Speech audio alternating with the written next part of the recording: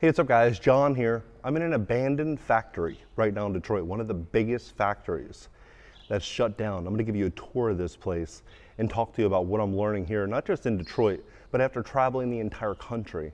Went to Austin, LA, San Francisco, went to all these different cities and really learned a ton the last 2 weeks. And in this video, I'm gonna show you, kind of what's happening right now in Detroit and what's going on in the country, because this is really shocking. The population in Detroit, a couple decades ago was about 1.82 million people.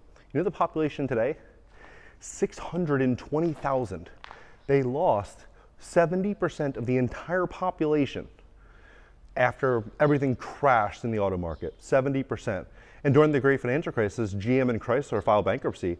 The Obama administration bailed them out. If they did not bail them out, Detroit would be an absolute wreck compared to what it is now. It's a day many Americans thought would never come. General Motors has filed for Chapter 11 bankruptcy protection. Chrysler, the country's third largest automaker, will file for bankruptcy. But Barack Obama's ready to hop in the driver's seat with a $30 billion jumpstart. And believe it or not, Detroit is coming through a massive revitalization. I mean, it's almost unrecognizable. You go through downtown, downtown looks like Arts District in LA. It looks like a very, very hip, up and coming city. Just a traditional liberal city is what Detroit looks like now. Oh, that's pretty cool. I'm going to show you this. I mean, there's pride flags basically at every single restaurant, every bar. It's like everywhere. And that's something that you wouldn't normally see in a city that's not going through a massive change. To me, that always signals gentrification. It always signals, new money's coming in. It signals that everything is, getting updated to the new modern way. And that's what's happening right now all throughout Detroit. Downtown Detroit is undergoing a major transformation. After a long cycle of decline, powerful forces are remaking the city piece by piece. You can see it, especially when you start to look at the pledges and these pacts and these deals that these states and cities have signed on to. Austin, LA, San Francisco, Detroit, Cleveland, all of these areas. And it makes you realize exactly what is likely going to be coming in America. What's going to be coming in America. And before I even dive into this, please hit the like button. Hit the like button. YouTube will share the content, educate more people about what's going on in America. And today's video is sponsored by Hillcrest Energy Technologies. For more information, you can click the link in the description just below this video. So what's happening? Look at this, is pretty cool. These are abandoned car parts. Abandoned car parts. And look at how big this factory is, right? Like, this is absolutely crazy. And so what's happening right now in America is basically what happened to Detroit, many decades ago. What do I mean by that? So basically the entire city was built around the automotive industry, right? The entire city was built around the automotive industry. Well, if you look at America, the entire country is built around energy, housing, food, transportation, right? But all those four items are all going through a massive period of disruption because everything's moving to solar. They're talking about eliminating food waste. They're talking about, reducing car transportation and moving everyone towards electric vehicles. They're talking about restructuring all of this. And so the big question I have is, okay, so if all of this is going to get restructured, what is this going to mean for everyday Americans, right? Because the American middle class holds most of America's wealth. Well, what it's going to mean is when you start to kind of connect the dots, you're going to see that a lot of people are going to get left behind. And what do I mean by that?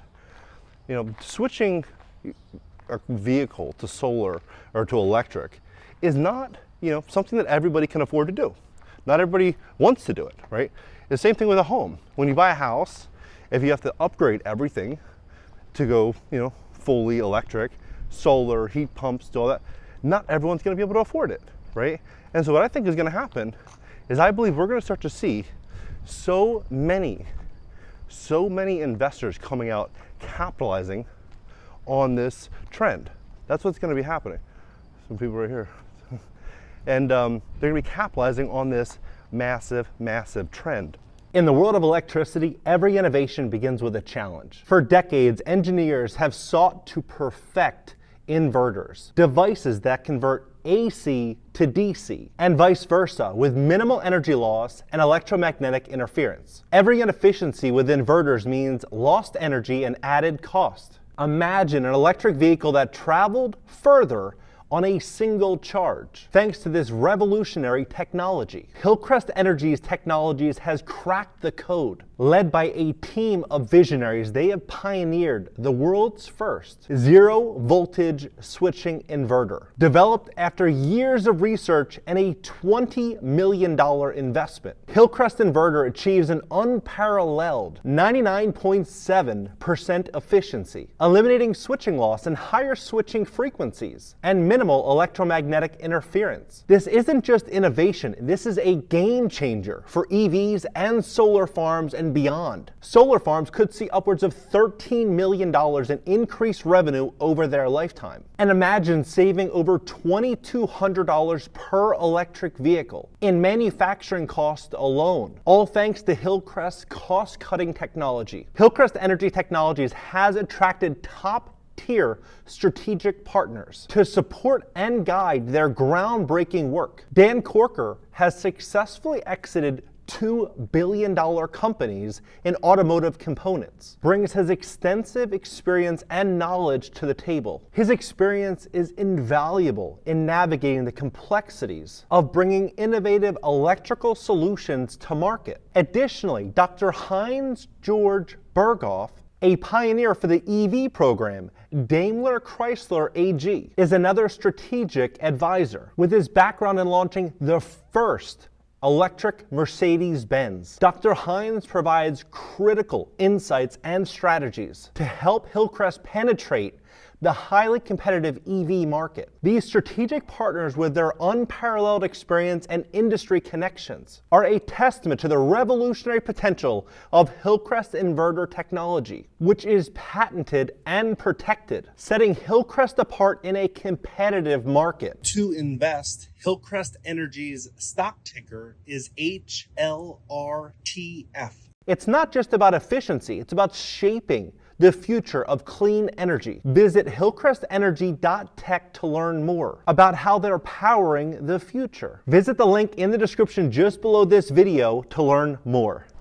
And so, what is this going to look like? Well, I think we're going to start to see a lot of people losing their homes and a lot of private equity firms and investors stepping in. Well, this is absolutely huge. Stepping in and acquiring all of these assets. Look at this place. You just think about this, like tens of thousands of people worked in this factory, and there's like two across the street, I'll show you in a second. They would work in this factory. Everyone came to Detroit for this opportunity. And now that opportunity is fading. And it makes you wonder, are we gonna see the same exact thing happen in many American cities? Are we gonna see this massive shift where people can't afford to live and people have to relocate out of the cities? And the question I ask myself is, if that is in fact true, where will they be relocating? You know, I personally think that we're going to see Detroit, we're going to see Cleveland, Ohio, we're going to see Toledo, we're going to see a lot of these markets go through a period of massive, massive gentrification to the likes in which people can't imagine. You can buy a home in Detroit, a nice one, 180, 225 grand, in that range. You want to go to Cleveland? You want to get a nice house in the suburbs in Cleveland? 90 grand, 100 grand. You want to get something really nice? I mean, like the Beverly Hills of that area, where everything's walking distance, yoga studios, jiu-jitsu, whatever you want to do, everything's, you know, nice modern coffee shops. 250, 300 grand. Like, the houses are super cheap, and they both just signed pledges, Detroit and Cleveland, to become 15-minute smart cities. They've already signed on to it. Cleveland announced that it's going to be the first smart city in America. And so you ask yourself, if it's going to be a smart city, it's going to be a smart city, meaning like transportation, energy, food, everything is going to get changed. What are people going to do, right? Investors are going to look at this and say, okay, well, if this is going to be a smart city and the dollar is losing purchasing power and I need to get out of dollars, I need to invest, where can I allocate capital?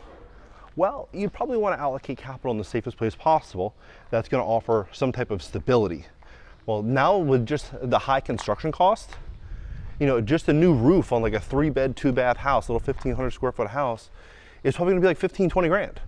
That's 20% of the value of the entire house in most of these areas, right? And so even if you were to get the land for free, you still couldn't build that house at the price in which they're selling it for. Not even close, probably twice that price, right? And so what I think is gonna happen is I think investors are gonna step in these markets, in, you know, Detroit, in Toledo, in Cleveland, and they're gonna buy up as much as they possibly can in all of these areas inside of that 15-minute smart city. That's what they're gonna be doing. They're gonna be acquiring tons and tons and tons of houses. And I don't see any way that this doesn't happen, because you think about it. Are they gonna be buying homes in LA? House in Compton's like what, 875, 800, 700, 680, like in that range? You know, spend $4,000. How is anyone gonna be able to buy one of those houses, let alone buy one to rent it out? People aren't gonna be able to afford to do this. So I think they're gonna start going into the only affordable cities in America, which is gonna be those that I just listed. And I think this is gonna have a massive, massive implication on, you know, the people that live in these communities. A lot of these people are going to see their property values skyrocket, I think, over the next couple of years, you know, because people aren't building here. Like, they're not building. All these other cities, they were building. Like, all these other cities, like Austin was like absolutely crazy. I've never seen anything like it, right? So you have all these cities that are building, but you can't build here, like, profitably. Like, you can do like apartment buildings and things like that, but like home builders aren't speculating building these McMansions in Detroit because they're not gonna be able to sell them, right? And so there's basically a constraint on supply with a cost basis where you can't build, and you have this new work from home trend and this massive modification of all these cities. Everything's getting gentrified. It just signals to me that we're gonna see a massive bull run in, you know, once America's greatest city then collapsed. I think it's coming back. That's what I think. I think it's coming back. I'm trying to buy some houses in Ohio right now because I think that, like, how do you lose? How do you lose? Even if you were to buy homes for $100,000 in some of these areas, and you have to do these energy upgrades in 5 years, in 6 years.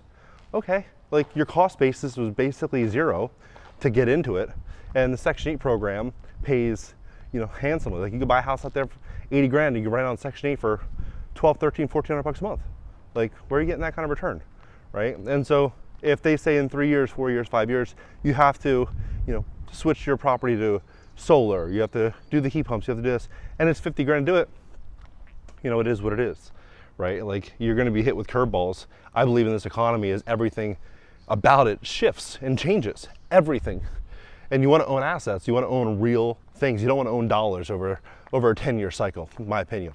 I think the US dollar is gonna be in pretty big trouble, and I think America is in pretty big trouble. I mean, when the dollar is the petrodollar, and we're no longer producing petrol, and we have all these trade wars and restrictions and tariffs and all these different things that are happening in all these different countries, building out all these enemies, and these other countries are now trading in their local currencies for oil, and we're using 1 million barrels of our own oil, depleting our own resources, you know, printing money into infinity.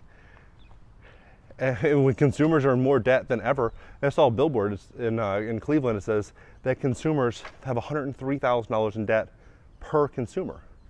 You know, not just like people over 18, everybody, 2 years old, 1 year old, 90 years old, every American. The average is 103,000. Like, how's this going to get paid? You know, 175 trillion in unfunded liabilities. These liabilities aren't going to get funded by, you know, other countries buying our debt. I just don't believe that. I think that other countries are going to really start to distance themselves from the dollar. So I'm actually considering greatly to spend a lot more time in Ohio and these certain areas.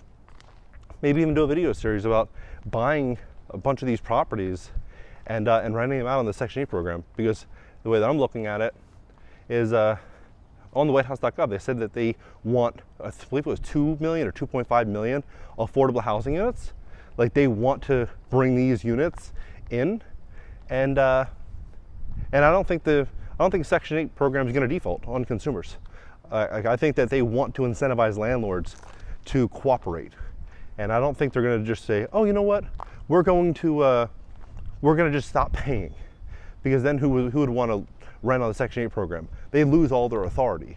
People would start to really pull back. They lose all those listings. It would turn into a disaster. They're not going to do it. So I think a safe bet the next couple of years is going to probably be the Section 8 program in some of these communities. And after having driven through, like I swear I probably drove 4,000 miles the last 2 weeks. After having driven through everything, it just signals to me that certain cities are going to be on the decline in a really big way. Certain locations are going to get basically priced out. Like if you look at certain pockets in Florida, insurance is getting absolutely insane.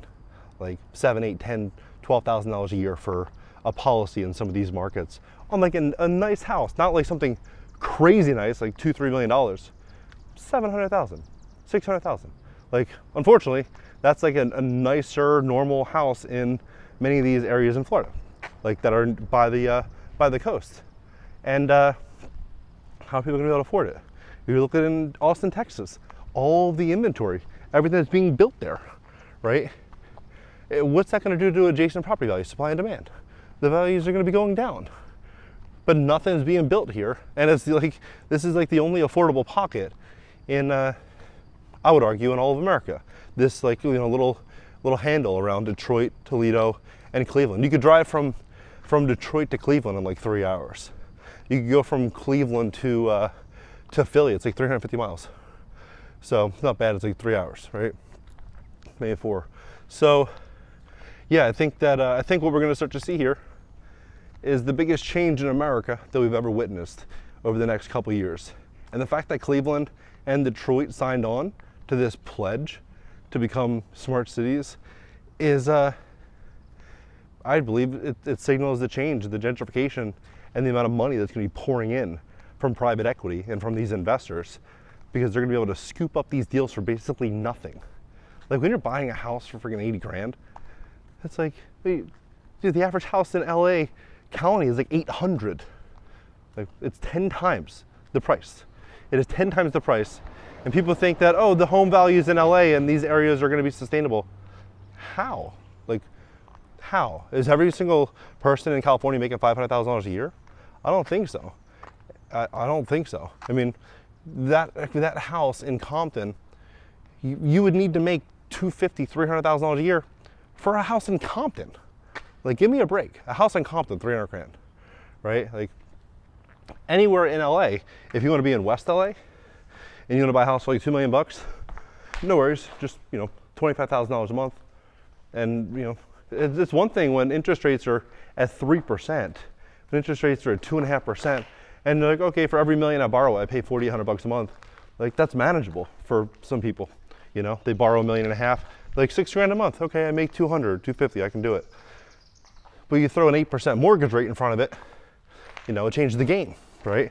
And so a lot of these people are locked in these lower interest rates, but they're going to continue to increase insurance, taxes, food costs. The dollar's going to slowly continue to pull back in its purchasing power, and these people are going to be priced out of their homes. That's what's going to happen. They're going to be priced out of their homes. But then where do these people go, right? They're probably going to go to affordable markets, where they're going to end up having to rent. So I don't know. I'm bullish on Detroit, Cleveland, and Toledo.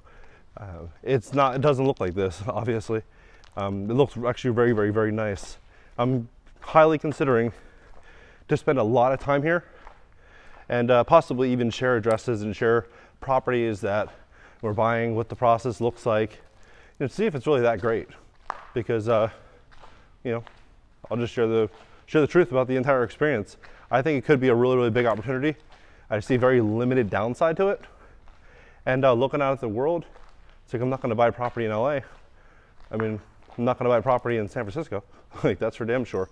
At least not right now.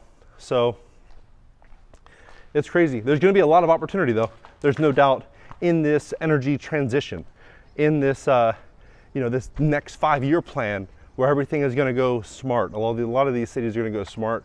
Food system. You think about it, like this is what just the automotive industry did to just one city imagine on basically a worldwide scale, literally every single major industry is forced to change by law. You think about that, wrap your head around that. Like they're even doing like vertical farms because they don't want to do traditional farming because they say it's bad for the environment. I mean, they're doing like all these different things that are going to just reshape nearly every industry. Like how do people by the tens of millions or hundreds of millions not get left behind in this? So I think it's going to be a major shift, and those that are prepared, that are educated, they're going to be able to, stand strong and thrive. And those that think that, oh, that's not going to happen, will probably be like these factories. Back here, all these people thought that they had jobs forever and everything was going to be great. One major shift changed everything. Let's have a conversation below. Please hit the like button. Hit the like button. YouTube will share the content and educate more people about what's going on. And for more information on Hillcrest, you can click the link in the description just below this video. Catch you next video.